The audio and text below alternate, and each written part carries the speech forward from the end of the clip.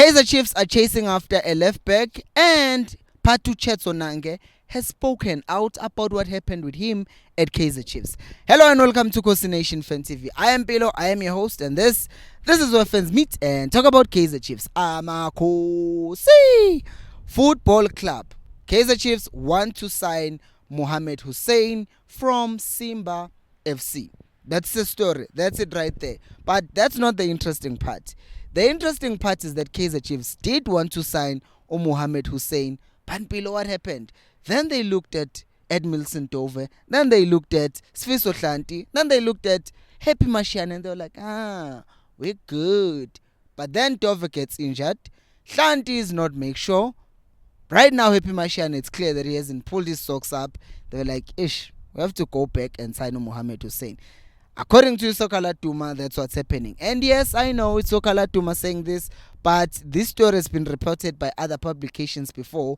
So I kind of believe it, given the reasons that I've stated that the other players who are playing in that position are not make sure. To a point that we had to play Uri Frosler as a left back. That tells you that that position needs someone to occupy it. And if you think about it, Uhlanti, his contract was only extended because there wasn't someone that we had already signed, and we thought, you know what, let's just give Uhlanti a year extension, and then while he's here, we can find someone to replace him.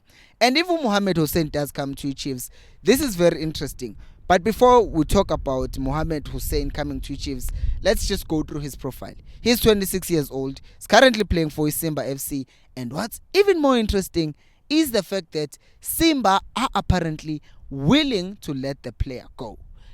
That means the ball is on Kaizer Chiefs' court. They should be signing this player because, one, we are desperate for a left back. Number two, 26. His age is actually now 27.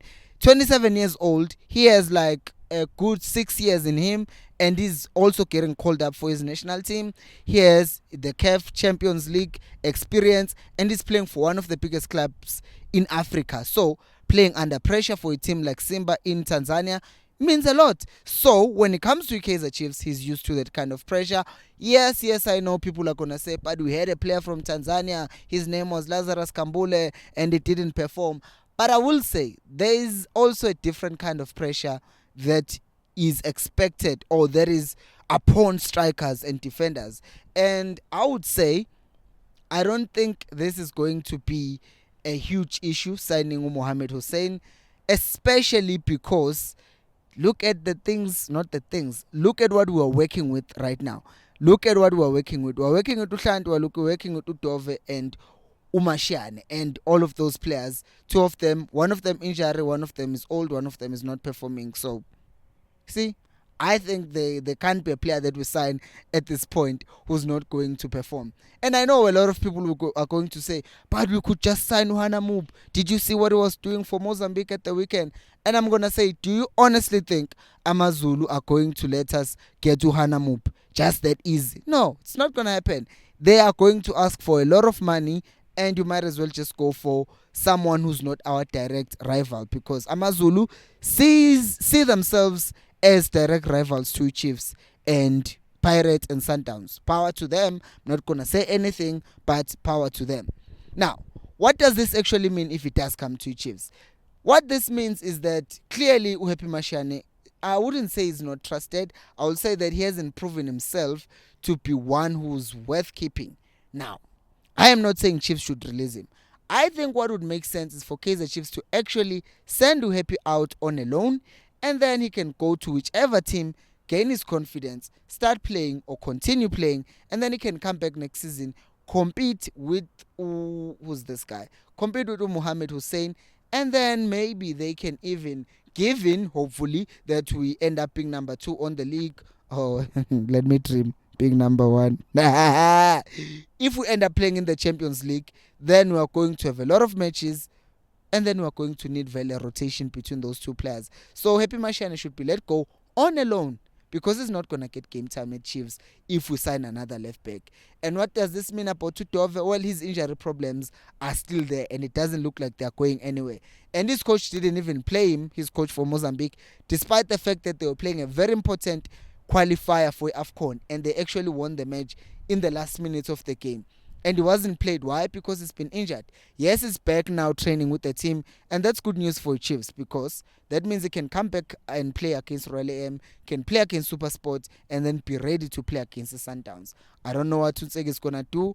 Is he going to risk playing him in such a big game after being out for such a long time? I don't know. We will see. What we'll also see is if you are going to subscribe if I ask you to subscribe. So, okay, thank you for subscribing.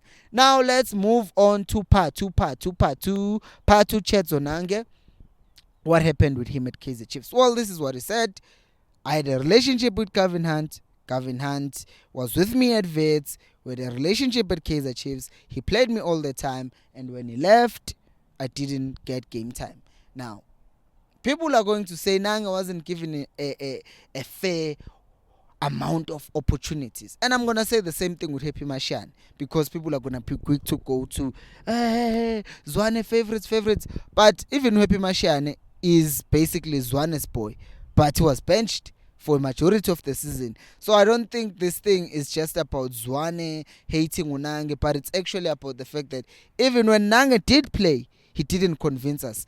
And how was he going to play well in only one game? Sekgotha did it. Sekgotha last season was a bench player.